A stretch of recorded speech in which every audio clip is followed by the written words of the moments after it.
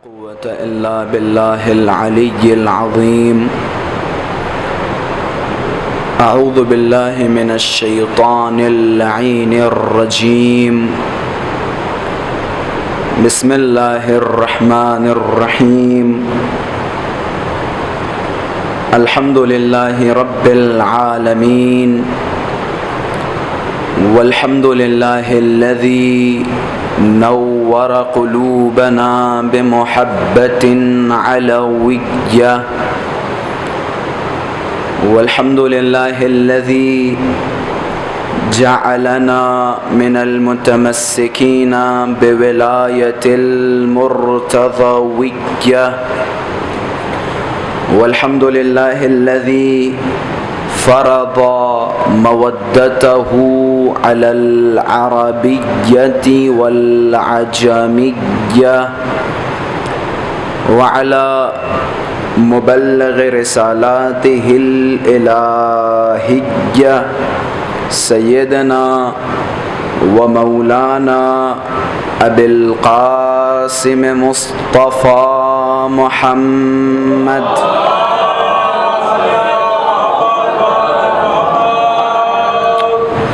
اللهم صل وسلم وزد وبارك على صاحب الدعوة النبوية والسولة الحيدرية والعصمة الفاطمية والحلم الحسنية والشجاعة الحسينية والعبادة السجادية والمآثر الباقرية والآثار الجعفرية والعلوم الكاظمية والحجج الرضوية والجود التقوية والنقابة النقوية والهيبة العسكرية والغيبة الإلهية الحجة القائمية.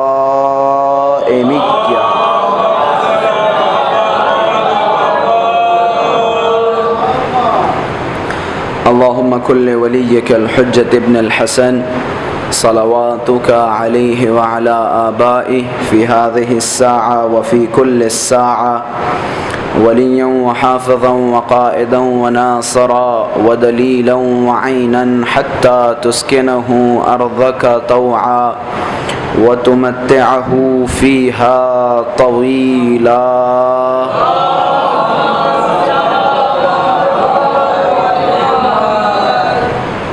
اللهم عجل لوليك الفرج. اللهم عجل لوليك الفرج والعافية والنصر واجعلنا من أعوانه وأنصاره. أما بعد، فقد قال الله تبارك وتعالى في محكم كتابه: بسم الله الرحمن الرحيم. قل هو الله أحد الله الصمد لم يلد ولم يولد ولم يكن له كفوا أحد كذلك الله ربنا وربي صدق الله العلي العظيم. صلوات محمد.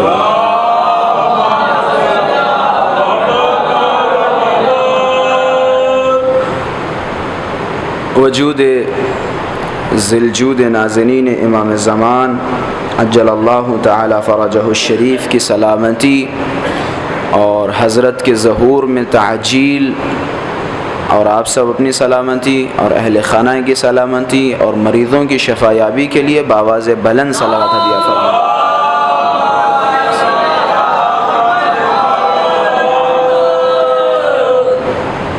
آپ حضرات سے گزارش ہے،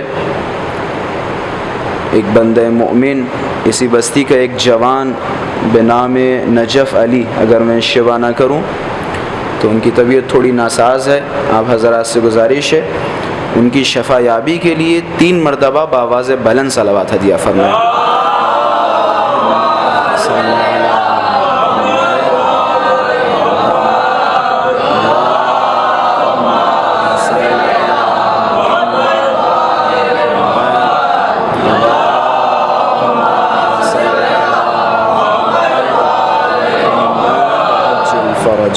پروردگارہ بحق معصومین علیہم الصلاۃ والسلام اس جوان کو جلد سے جلد شفاء کامل و عاجل عطا فرما۔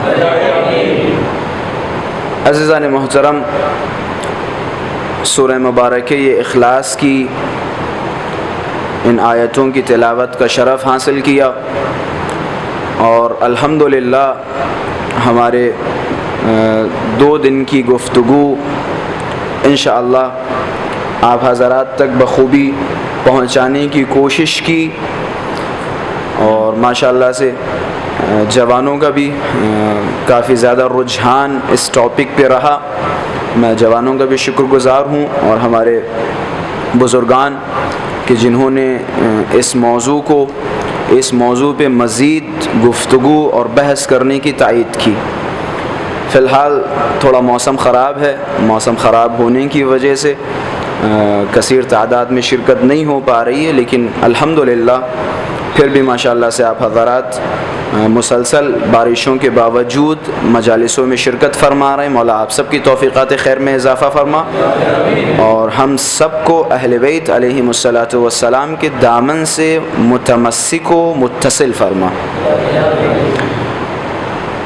عزیزان محترم، کل ہم نے مجلس میں ایک موضوع پر مجلس کو اختتام دیا، اور کل کی مجلس تقریباً ان لوگوں کے جواب میں تھی جو خدا کے وجود کا انکار کرتے ہیں، جن کا ماننا ہے کہ یہ دنیا خود بخود چل رہی ہے، اسے پیدا کرنے والا کوئی نہیں ہے، یعنی چاند کو پیدا کرنے والا کوئی نہیں ہے، سورج کو پیدا کرنے والا کوئی نہیں ہے، روز و شب کو پیدا کرنے والا کوئی نہیں ہے، یہاں تک کہ ہمیں اور آپ کو بھی پیدا کرنے والا کوئی نہیں ہے۔ جب کوئی خدا ہی نہیں تو پھر عبادت کس کے لیے کی جا رہی ہے؟ یہ میجر بیسک سوال جو ہے وہ یہ ہے۔ جب کوئی خدا ہے ہی نہیں تو آپ یہ سجدے کس کے لیے، یہ نمازیں کس کے لیے، یہ رکوع کس کے لیے؟ اس کے جواب میں مولا کے خوبصورت جملات جو کل آپ حضرات نے ملاحظہ فرمائے، امام صادق علیہ الصلاۃ والسلام نے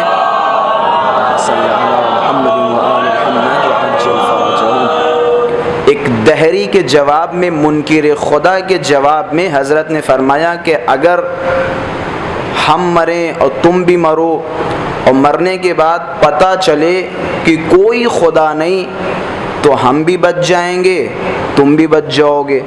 جب کوئی خدا ہی نہیں، جبکہ تم غلط ہو، جب کوئی خدا ہی نہیں تو ہم بھی بچ جائیں گے، تم بھی بچ جاؤ گے۔ لیکن اگر مرنے کے بعد پتہ چلے کہ وہاں کوئی ہے اور اس نے ہم سے کچھ مانگا تھا، ہم تو بچ جائیں گے، تمہارا کیا ہوگا؟ یہ ایک دلیل تقریباً اہل بیت علیہم الصلاۃ والسلام کی تمام شخصیات نے اپنے بیانات میں استعمال فرمائی۔ اسی طرح ہمارے پہلے امام سے بھی کچھ اسی طرح کے الفاظ ملتے ہیں کہ جب کسی نے عقیدوں پر اشکال کیا، کسی دہری یا زندیق نے، زندیق یا دہری تقریباً ایک ہی معنی میں ہے، یعنی جو منکر خدا ہوں، یعنی ان کا عقیدہ یہ ہے کہ یہ دنیا خود بخود چل رہی ہے، اسے کوئی چلانے والا نہیں ہے۔ بس الفاظ پہ غور کیجیے گا، انشاءاللہ ایک اہم موضوع کی طرف آپ حضرات کو لے کے چلوں گا۔ جب انہوں نے مولا کے عقیدوں پہ اشکال کیا، مولا کے عقیدوں پہ انگلی اٹھائی، تو مولا نے ان کے جواب میں فرمایا ٹھیک ہے، ہمارے جو عقیدے ہیں اور تم کہہ رہے ہو کوئی خدا ہی نہیں، تو پھر یہ عقیدے کس کے لیے؟ تو مولا نے کہا ٹھیک ہے، اگر کوئی خدا نہ نکلا تو ہم اور تم برابر ہیں۔ جب کوئی خدا ہی نہیں تو کون مجھے سزا دے گا؟ یا کون تمہیں سزا دے گا؟ یا کون تمہیں جو تم نے اچھے کام کیے اس کے لیے تمہیں جنت میں ڈالے گا؟ کون مجھے جنت میں ڈالے گا جب کوئی خدا ہی نہیں ہے آپ کے مطابق؟ تو ہم بھی بچ جائیں گے، تم بھی بچ جاؤ گے۔ لیکن ذرا سوچو، اگر وہاں کوئی خدا نکلا اور جیسا کہ ہے، اور اس نے کچھ چیزیں ہم سے مانگی تھیں جیسا کہ ہم نے انجام دی، ہم تو بچ جائیں گے، تمہارا کیا ہوگا؟ تمہارا کوئی پرسان حال نہ ہوگا، ہم بچ جائیں گے۔ یہ ایک بڑی خوبصورت دلیل جو معصومین علیہم الصلاۃ والسلام نے دہریوں کے جواب میں استعمال کی، یہ میں تکرار اس لیے کر رہا ہوں تاکہ ہمارے جوانوں کے ذہنوں میں یہ دلیلیں ثبت و ضبط ہو جائیں۔ میں نے جیسا کہ مختلف مجلسوں میں، ابھی حال میں ایک مجلس تقریباً تبلیغ پہ پڑھی تھی، لفظ تبلیغ پہ، تو اس میں بیان کیا تھا کہ تبلیغ کا مطلب یہ نہیں ہے کہ ایک عالم دین منبر پہ آ کے فضائل و مناقب بیان کر دے، دین کی جزئیات بیان کرے یا دین کے حوالے سے بیان کرے۔ روز محشر ممکن ہے آپ بھی مبلغین میں شمار ہوں، آپ بھی مبلغین میں شمار ہوں۔ تبلیغ کا مطلب یہ ہے کہ اگر کوئی بچہ اسکول میں پڑھ رہا ہے تو وہ اپنے اس اسکول میں اپنے مذہب کی تبلیغ کرے، اپنا مذہب لوگوں تک پہنچائے، دین لوگوں تک پہنچائے، اسلام لوگوں تک پہنچائے۔ ظاہر سی بات ہے، ماشاءاللہ سے جوان چہرے بہت زیادہ میرے سامنے بیٹھے ہوئے ہیں، یقیناً آپ لوگوں کے سامنے اس طرح کے سوالات ضرور آتے ہیں۔ ہم جس ملک میں رہ رہے ہیں، اس ملک میں نمیدونم سینکڑوں خدا موجود ہیں، ہزاروں کی تعداد میں خدا موجود ہیں، اور میرے خیال سے جتنے سوالات اس ملک میں پیدا ہوں گے اتنے سوالات دنیا کے کسی گوشے میں پیدا نہیں ہو سکتے۔ اب ذرا سوچیں، جس ملک میں اتنے سوالات پیدا ہوں، کیا اس ملک کے رہنے والوں کے لیے ضروری نہیں کہ وہ توحید پہ کام کرے، وحدانیت پہ کام کرے، وجود خدا پہ کام کرے؟ عزیزان محترم، میں بغیر کسی خاص مقدمے و تمہید میں آپ حضرات کو وجود خدا، کیونکہ یہ وجود خدا بہت ہی اہم بحث ہے، میں اسی پہ آپ حضرات کے سامنے بعض مطالب پیش کروں گا۔ میں ایک چھوٹے سے لفظ سے شروعات کر رہا ہوں اپنی بحث کی۔ اگر کوئی آپ سے خدا کے وجود پہ دلیل مانگے تو سب سے چھوٹی دلیل کیا ہے جو ہمارے سامنے ہے، جو ہمارے اندر ہے، جسے ہم فوراً پیش کر سکتے ہیں؟ خدا کے وجود پہ سب سے بڑی دلیل کیا ہو سکتی ہے؟ وہ اگر کوئی سوال کرے، جیسا کہ جوان نے بھی اشارہ کیا کہ اگر کوئی سوال کرے کہ خدا کے وجود پہ سب سے بڑی دلیل کیا ہے، تو مسکراتے ہوئے اسے جواب دو کہ خدا کے وجود پہ سب سے بڑی دلیل تمہارا وجود ہے، تمہارا خود وجود خدا کے وجود پہ سب سے بڑی دلیل ہے۔ اما دیکھ نہیں رہے ہو، یہ گوشت کا لوتھڑا بول رہا ہے، غور نہیں کر رہے ہو؟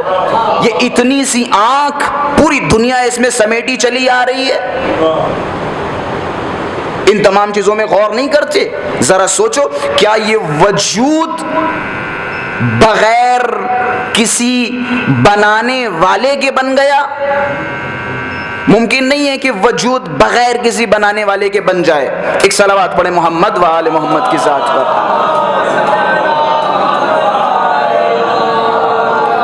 ایک اور صلوات پڑھیں محمد و آل محمد کی ذات پر۔ اچھا، اب لائٹ بھی چلی گئی ہے تو تھوڑا بہت گرمی کا احساس ہوگا، تو میں کوشش یہ کروں گا کہ جلدی سے بحث کو چھیڑوں اور وقت پہ اس بحث کا اختتام کر دوں، اور آپ حضرات کی توجہات انشاءاللہ جس طرح میری طرف تھیں ویسے ہی میری طرف آئندہ بھی رہیں گی۔ عزیزان محترم، خدا کے وجود پہ سب سے بڑی دلیل کیا ہوئی؟ خود ہمارا وجود۔ اچھا، اگر ہمارا وجود ہے، اگر ہم موجود ہیں، بعض اوقات ہوتا یہ ہے کہ اگر آپ کسی منکر خدائی سے بحث کرنے جائیں، ایک صلوات پڑھیں محمد و آل محمد کی ذات پر۔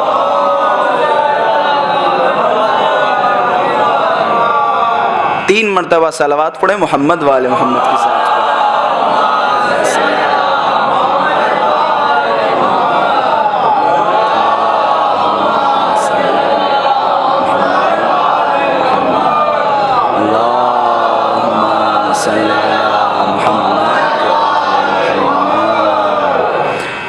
آپ کسی منکر خدائی سے بحث کرنے جائیں تو سب سے پہلا سوال اس سے کریں، اسے پوچھیں کہ کیا تمہارا وجود ہے، تم موجود ہو یا نہیں؟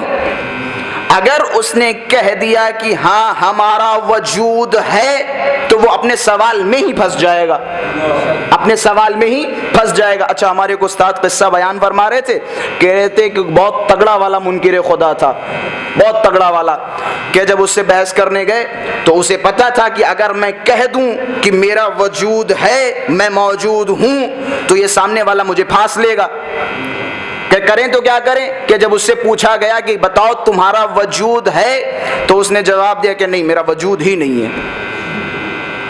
اچھا، ایسے موقع پہ کیا کریں گے؟ ہمارے استاد فرماتے ہیں ایسے موقع پہ کھینچ کے گال کے نیچے تھپڑ ماریں، اور جب تھپڑ اسے لگے اور وہ چلائے اور چیخے اور کہے کہ بھیا تم نے ہمیں کیوں مارا، تو اس کے جواب میں کہیے اما تمہارا تو وجود تھا ہی نہیں، تمہارا تو وجود تھا ہی نہیں۔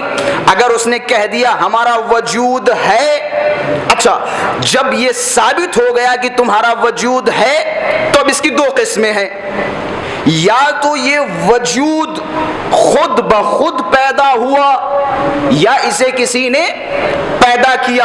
اب بھائی الفاظ پہ غور کیجئے گا، تھوڑا سخت مسئلہ بیان کر رہا ہوں، لیکن امید ہے انشاءاللہ آپ حضرات کے خوب سمجھ میں آئے گا کہ جب یہ ثابت ہو گیا کہ تمہارا وجود ہے تو یا یہ وجود خود بخود پیدا ہوا یا اسے کسی نے پیدا کیا۔ مثال کے طور پہ جناب زید، میں مثال بھی دیتے چلوں کہ یہ جناب زید صاحب ہیں، یا تو یہ خود بخود پیدا ہوئے یا انہیں کسی نے پیدا کیا۔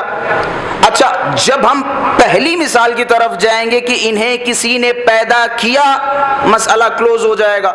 بھائی جس نے پیدا کیا، جہاں پہ سلسلہ ختم ہوگا اس سلسلے کو پیدا کرنے والا خدا کی ذات ہے، یہاں تو مسئلہ حل ہو جاتا ہے۔ اگر اس نے کہہ دیا کہ کسی نے پیدا کیا تو مسئلہ حل، اگر اس نے کہہ دیا نہیں ہمارا وجود خود بخود پیدا ہوا تو یہاں دو سوال آئیں گے، یا یہ پہلے تھا کہ جس نے اپنے آپ کو پیدا کیا، یا یہ پہلے نہیں تھا۔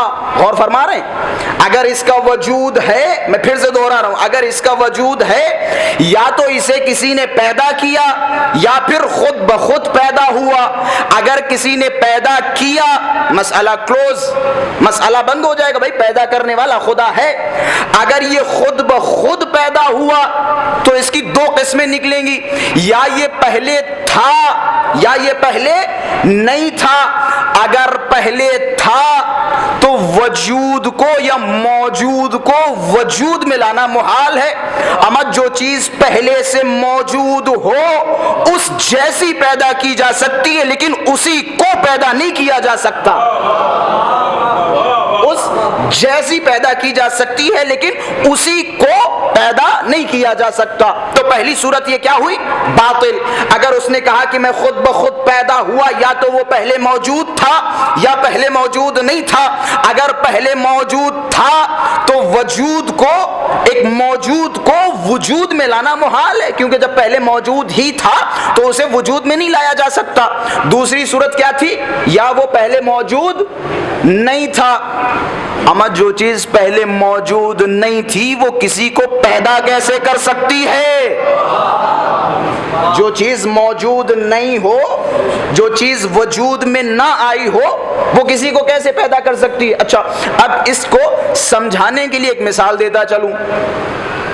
فلسفی بحثوں میں جائیں گے، منطقی بحثوں میں جائیں گے تو ایک قاعدہ بتایا جاتا ہے۔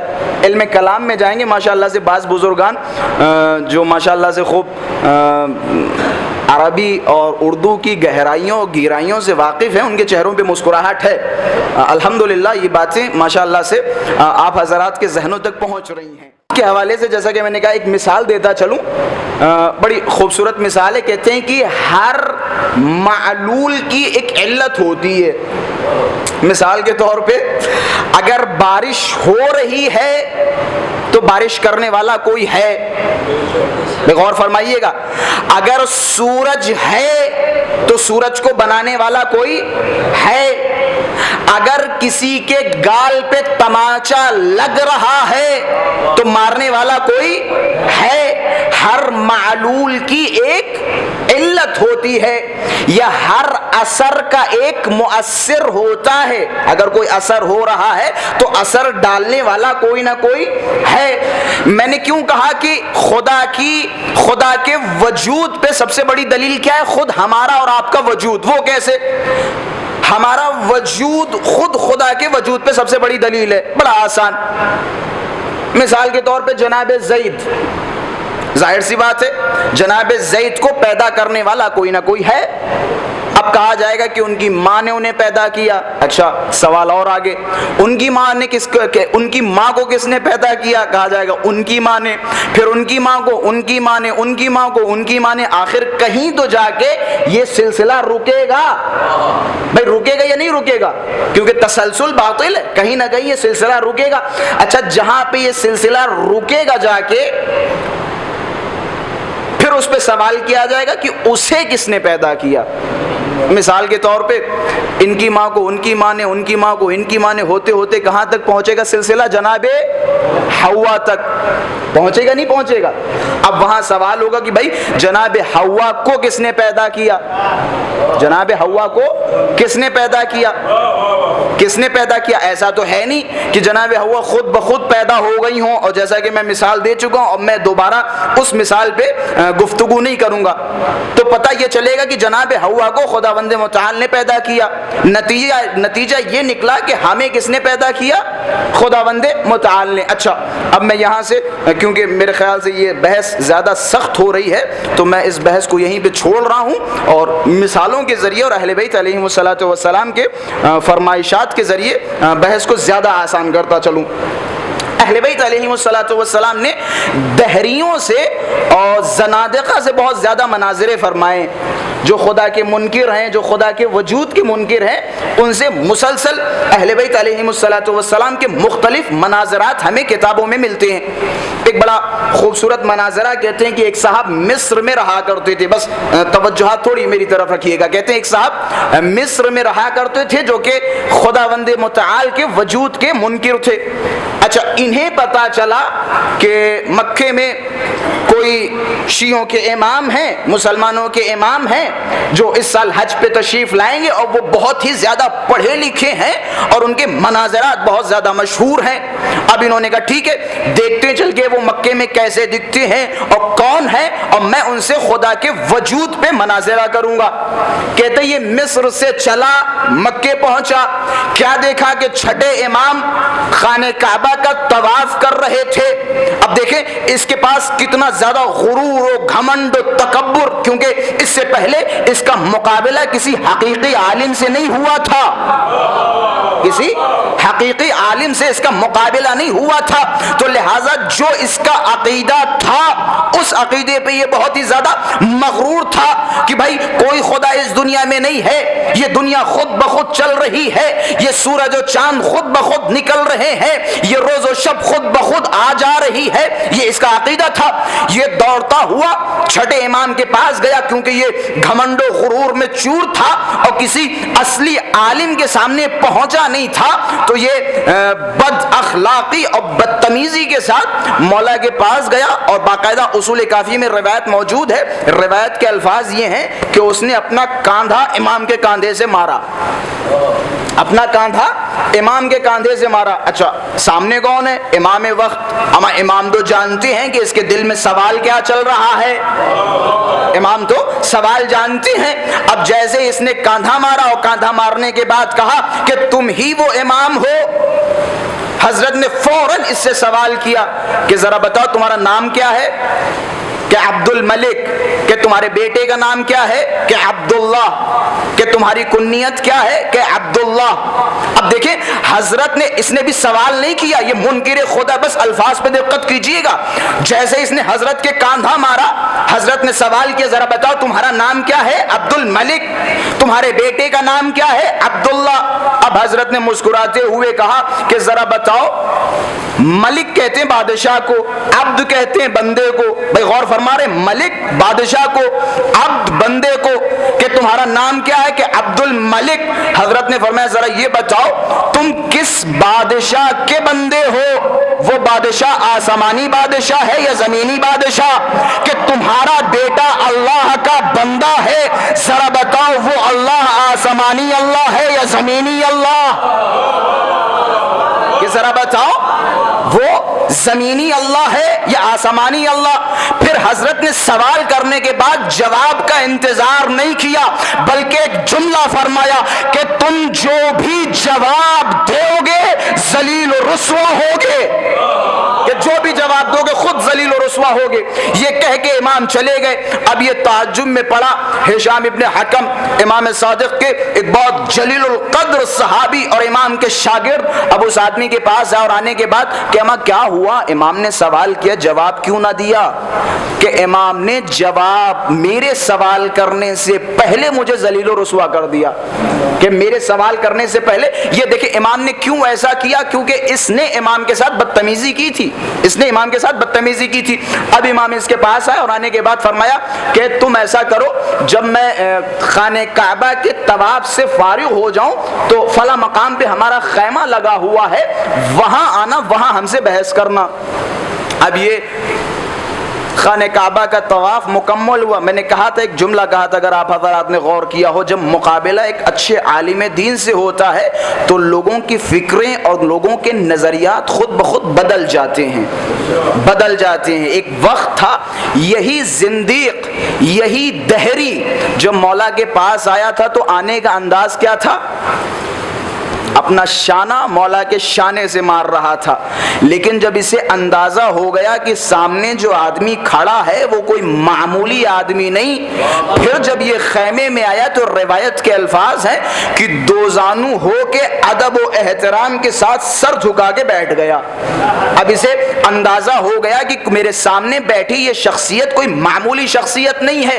اب جب سامنے بیٹھے پھر حضرت نے سوال کرنا شروع کیے کہ اچھا تمہارا عقیدہ یہ ہے کہ یہ دنیا خود بخود چل رہی، اس دنیا کو پیدا کرنے والا کوئی نہیں، یہ سورج خود بخود نکل رہا ہے، یہ چاند خود بخود نکل رہا ہے؟ حضرت نے کہا میں سوال کروں کہ بسم اللہ، کہ ذرا یہ بتاؤ کیا تمہارا عقیدہ، تمہارا یہ ماننا ہے کہ اس زمین کے اندر بھی کچھ ہے، اس زمین کا نچلا حصہ بھی ہے اور اوپر والا حصہ بھی ہے؟ کہ جی اس زمین کا نچلا حصہ بھی ہے اور اوپر والا حصہ بھی ہے۔ کہ اچھا کیا تمہیں پتا ہے کہ اس نیچے والے حصے میں کیا ہے اور اوپر والے حصے میں کیا ہے؟ کہ نہیں پتا۔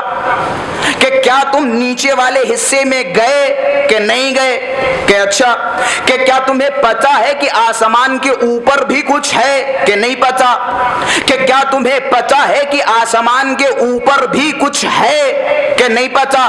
کہ کیا تم آسمانوں پہ گئے کہ نہیں گئے؟ کہ مولا نے فرمایا، جملوں پہ غور کیجئے گا، مولا نے فرمایا نہ تم مشرق میں گئے، نہ مغرب میں گئے، نہ زمین کے نیچے گئے، نہ آسمانوں کے اوپر گئے، پھر تم انکار کیسے کر رہے ہو کہ زمین میں کچھ نہیں ہے، آسمانوں میں کچھ نہیں ہے؟ پھر جملہ فرمایا کہ سنو کہ نہ تم زمین کے بارے میں کچھ جانتے ہو، نہ آسمانوں کے بارے میں کچھ جانتے ہو، نہ زمین کے اندر تم گئے جو تمہیں پتا چلے زمین کے اندر کیا ہے، نہ آسمانوں کے اوپر تم گئے جو تمہیں پتا چلے آسمانوں کے اوپر کیا ہے۔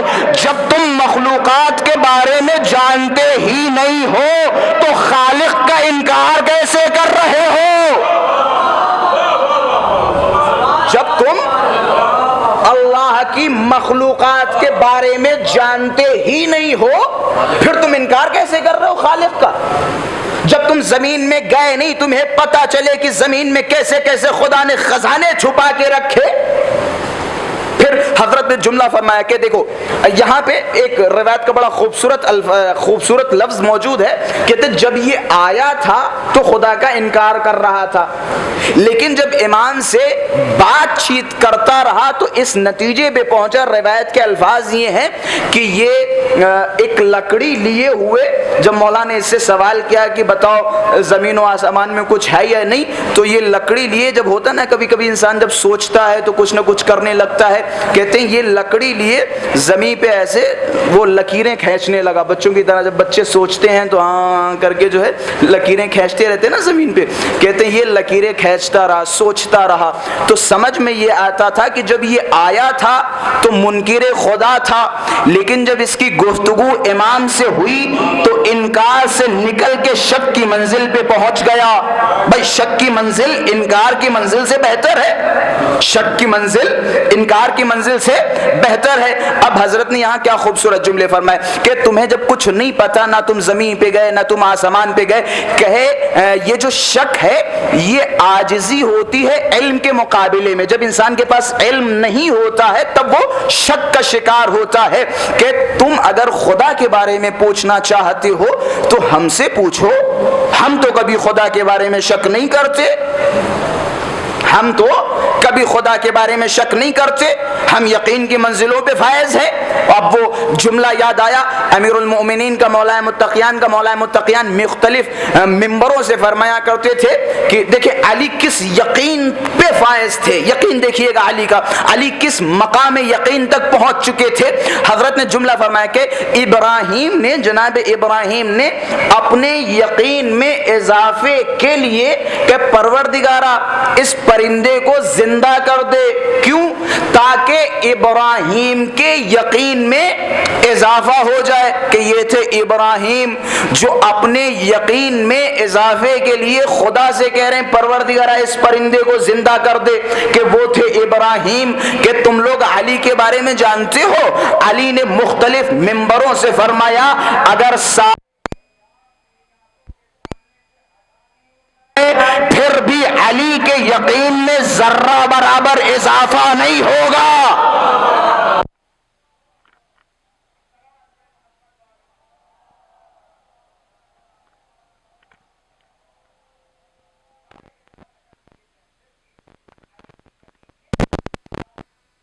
امام نے جواب دیا کہ سنو کہ تمہیں اگر خدا کے بارے میں سوال کرنا ہو تو مجھ سے کرو، ہم بتائیں گے تمہیں خدا کے بارے میں۔ اب دیکھیں ان کا عقیدہ کیا تھا، اس دہری کا، اس زندیق کا عقیدہ کیا تھا؟ عقیدہ یہ تھا کہ یہ دنیا خود بخود چل رہی ہے، یہ سورج و چاند خود بخود نکل رہے ہیں اور خود بخود ڈوب رہے ہیں، انہیں نکالنے والا کوئی نہیں ہے، انہیں ڈوبانے والا کوئی نہیں ہے۔ حضرت نے مسکراتے ہوئے اس مصری زندیق کی طرف دیکھا، اس دہری کی طرف دیکھا اور دیکھنے کے بعد فرمایا کہ اے آنے والے، کیا تو اس سورج میں غور نہیں کرتا، اس چاند میں غور نہیں کرتا، اس روز و شب میں غور نہیں کرتا؟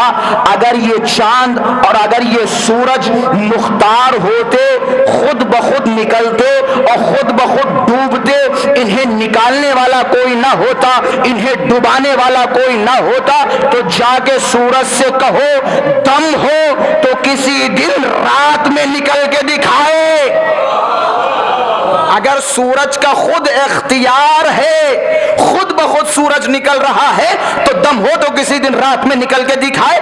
پتہ یہ چلتا ہے ہر روز صبح کو نکلنا اور شام کو ڈوبنا اس بات کی دلیل ہے کہ کوئی نکالنے والا ہے، کوئی ڈوبانے والا ہے، کوئی ہے جو اس نظام ہستی کو بیٹھے چلا رہا ہے، کوئی ہے جو اس نظام ہستی کو چلا رہا ہے۔ یہ دنیا خود بخود نہیں چل رہی، اسے چلانے والا موجود ہے۔ میں نے مثال دی تھی، ایک چھوٹی سی چھوٹی شے بغیر خالق کے، بغیر پیدا کرنے والے کے پیدا نہیں ہو سکتی، تو کیسے ممکن ہے یہ اتنی بڑی کائنات، یہ اتنی بڑی دنیا خود بخود پیدا ہو جائے؟ اگر انسان خود اپنے وجود میں، صرف اپنے وجود میں غور کرے، وجود چھوڑو، آج رات میں آپ حضرات سے کہوں گا جوانوں، میری بات کو اگر مانے تو آج رات جب آپ بستر پہ لیٹے تو صرف ایک چیز کے بارے میں غور کیجئے گا اور صبح مجھے بتائیے گا اگر بتا پائیں۔ آنکھ کے بارے میں غور کیجئے، کبھی لیٹ کے سوچئے کہ بنانے والے نے کیا چیز بنائی، بنانے والے نے کیا چیز بنائی، کتنی عجیب و غریب شے ہے۔ اس آنکھ کی نسوں کے بارے میں غور کریں، کتنا باریک ہے خدا بند متعال، کتنا باریک ہے، کتنا لطیف ہے۔ یہی وجہ ہے جو منکرین خدا ہیں، جو وجود خدا کے منکر ہیں، معصومین نے فرمایا دنیا کے سب سے بدترین لوگ ہیں۔ دنیا کے سب سے بدترین و بے انصاف لوگ ہیں. اما جہاں چاروں طرف خدا کے وجود پہ دلیل ہی دلیل ہو وہاں خدا کے وجود کی دلیل ڈھونڈ رہے ہو. ہم ابھی باہر نکلو تو دیکھو کیا بارش ہو رہی ہے. کیا اس بارش کو دیکھنے کے بعد ذہن میں سوال نہیں ہوگا کہ کوئی تو ہے جو یہ بارشیں نازل کر رہا ہے؟ بھائی کوئی تو ہے جو بارشیں نازل کر رہا ہے. یہ خوبصورت پرندے، یہ خوبصورت ہوائیں، یہ آسمان کا بغیر کسی ستون کے ٹکے رہنا، کوئی تو ہے جو نظام ہستی چلا رہا ہے، کوئی تو ہے ان ساری چیزوں میں تدبیر کر رہا ہے، منظم کر رہا ہے. ایک ایسے بعض اوقات ہوتا ہے کہ ہمیں یہ چیز ہم بھی بنا سکتے ہیں، یہ چیز فلاں صاحب بھی بنا سکتے. دنیا نے ایک روبوٹ بنانے کی کوشش کی. کس کے مقابلے میں؟ انسان کے مقابلے میں. اچھا جنہوں نے بنایا وہ ان کے جو ایک تو ہوتا ہے جس نے بنایا، اور ایک وہ کچھ لوگ ہیں جو اس بنانے والے کے فین ہیں، چاہنے والے ہیں. وہ کہتے ہیں نا ڈیک سے زیادہ چمچہ گرم. ایک تو وہ خود انسان جس نے روبوٹ بنایا، اور ایک وہ جو ٹیکنالوجی کو بہت زیادہ پسند کرتے ہیں اور بہت زیادہ فالو کرتے ہیں. اس کے نظریات دیکھیں اور اس کے نظریات جو انہیں فالو کر رہا ہے، دونوں کے نظریات میں زمین و آسمان کا فرق ہے. وہ جس نے بنایا، وہ بنانے کے بعد اس کے دل میں مزید خالق کی محبت پیدا ہوئی. اور وہ جو ٹیکنالوجی کو فالو کر رہا ہے، جسے تھوڑی بہت ٹیکنالوجی آتی ہے، وہ کہہ رہا ہے کہ ہمیں دیکھو انسان کے مقابلے میں روبوٹ آ گیا، دنیا کتنی ترقی کر چکی ہے. جو بنانے والا ہے وہ جتنا زیادہ ان تمام چیزوں میں گھستا ہے، اس کا یقین خدا پہ مضبوط ہوتا چلا جاتا ہے. یہی وجہ ہے اگر آپ یہ جو دانشمندان ہیں، یہ سائنسداں وغیرہ ہیں، ان کی کتابیں پڑھیں تو عجیب و غریب انہوں نے خداوند متعال کے وجود پہ دلیلیں دی ہیں. بعض اوقات آپ حیران رہ جائیں گے کتنی خوبصورت خدا کے وجود پہ انہوں نے دلیلیں پیش کی ہیں، کیونکہ انہیں پتہ ہے یہ جب گھستے ہیں ایک چیز میں. اب مثال کے طور پہ جب ایک روبوٹ بنا رہے ہیں کہ انسان کی شبیہ بنا رہے ہیں، اور بنانے کے بعد پھر انسان کی طرف نظر ڈالتے ہیں، پھر روبوٹ کی طرف نظر ڈالتے ہیں، پھر انہیں پتہ چلتا ہے کہ کتنے زیادہ نقائص اس میں پائے جاتے ہیں، کتنے زیادہ عیب اس میں پائے جاتے ہیں. ایک صاحب جعفر ابن درہم یہ امام کی خدمت میں آئے، یا بعض روایتوں میں قصہ کچھ اس طرح سے ملتا ہے کہ جعفر ابن درہم یہ ایک دہری تھا، زندیق تھا. اس نے ایک ڈبے میں گندی مٹی رکھی، اور وہ گندی مٹی کچھ دنوں تک اس ڈبے میں رکھی رہی. اب ظاہر سی بات ہے جب گندی مٹی اس ڈبے میں ہوگی تو اس میں چھوٹے چھوٹے سے کیڑے اور حشرات بھی پیدا ہو جائیں گے. جب اس ڈبے میں چھوٹے چھوٹے سے حشرات اور چھوٹے چھوٹے سے کیڑے پیدا ہو گئے تو اس نے لوگوں کے درمیان شور مچانا شروع کر دیا، دیکھو میں نے ان کیڑوں کو میں نے پیدا کیا ہے، ان کیڑوں کا خالق میں ہوں، میں بھی پیدا کر سکتا ہوں، دیکھو میں نے پیدا کیا. یہ خبر مولا کی خدمت میں پہنچی. مولا نے بلوایا کہ تم خالق ہو؟ کہ ہاں ہم خالق ہیں. حضرت نے یہ بڑے آسان جملات ہیں. حضرت نے فرمایا اچھا تم نے ان کیڑوں کو پیدا کیا؟ کہ ہاں میں نے اس ڈبے میں مٹی رکھی اور یہ کیڑے پیدا ہو گئے، یعنی میرے مٹی رکھنے کی وجہ سے یہ کیڑے پیدا ہوئے، تو گویا میں ان کیڑوں کا خالق ہوں. حضرت نے فرمایا اچھا اگر تم ان کیڑوں کے خالق ہو تو ذرا بتا دو ان کیڑوں کی تعداد کتنی ہے، ان کیڑوں کی تعداد کتنی ہے، کہ اگر تم خالق ہو تو ان کیڑوں میں تغیرات پیدا کر کے دکھاؤ، تبدیلیاں پیدا کر کے دکھاؤ. کہ کیوں؟ کہ جو خالق ہو سکتا ہے وہ عدد بھی بتا سکتا ہے اور تبدیلیاں بھی پیدا کر سکتا ہے، اسے بدل بھی سکتا ہے. اگر تم ان کیڑوں کے خالق ہو تو بدل کے دکھاؤ. یہ کمال صرف خدا کا ہے. خدا نے ہمیں پیدا کیا، جب ہم نکلے تو ایک نطفے سے پیدا ہوئے، اتنے سے 1 کلو 1.5 کلو کے اس دنیا میں آئے. دن بدن خداوند متعال تمہیں مزید بلند و بالا کرتا چلا جا رہا ہے، بڑا کرتا چلا جا رہا ہے، تمہارے اندر تبدیلیاں پیدا کرتا چلا جا رہا ہے. ایک زمانہ تھا جب تمہارے ہاتھ بڑے نازک تھے، بڑے کمزور تھے، وہ ہاتھ آہستہ آہستہ مضبوط ہو گئے. ایک زمانہ تھا تمہارا دماغ اتنا کام نہیں کرتا تھا، آہستہ آہستہ تمہارا دماغ زیادہ کام کرنے لگا. یہ تغیرات خدا کے سوا کوئی پیدا نہیں کر سکتا. یہ خدا کی ذات مطلق ہے جس نے ہمیں خلق کیا اور ہمارے اندر تغیرات بھی خداوند متعال نے پیدا کیے۔ ایک صلوات پڑھیں محمد و آل محمد کی ذات پر۔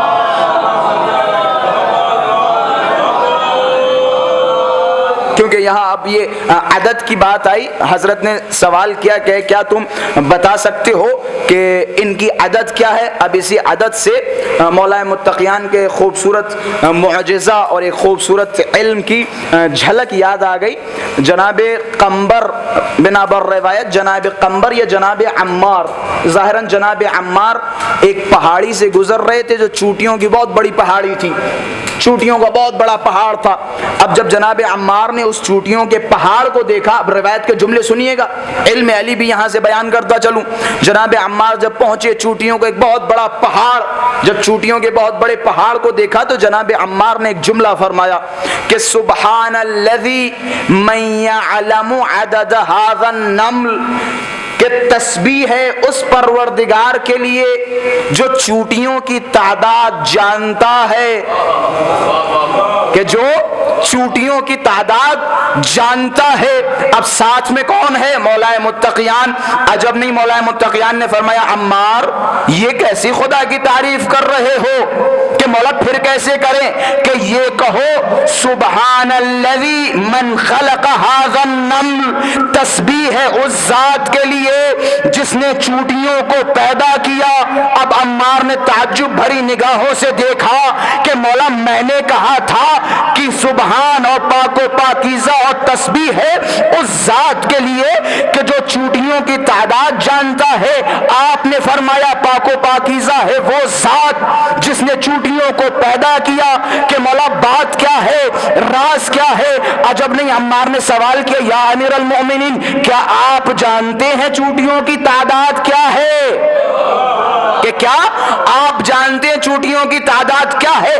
اب سمجھ میں آیا کہ مولا متقیان نے کیوں فرمایا کہ اے عمار اگر خدا کی تعریف کرنی ہو تو یہ کہو کہ پاک و پاکیزہ ہے وہ ذات جس نے چوٹیوں کو پیدا کیا۔ راز کیا تھا، حکمت کیا تھا؟ جب عمار نے سوال کیا کہ مولا آپ جانتے ہیں چوٹیوں کی تعداد کیا ہے؟ عجب نہیں، امیر المؤمنین نے فرمایا یا عمار خدا کی قسم نہ صرف یہ کہ میں چوٹیوں کی تعداد جانتا ہوں بلکہ میں جانتا ہوں ان میں نر کتنے ہیں مادہ کتنے۔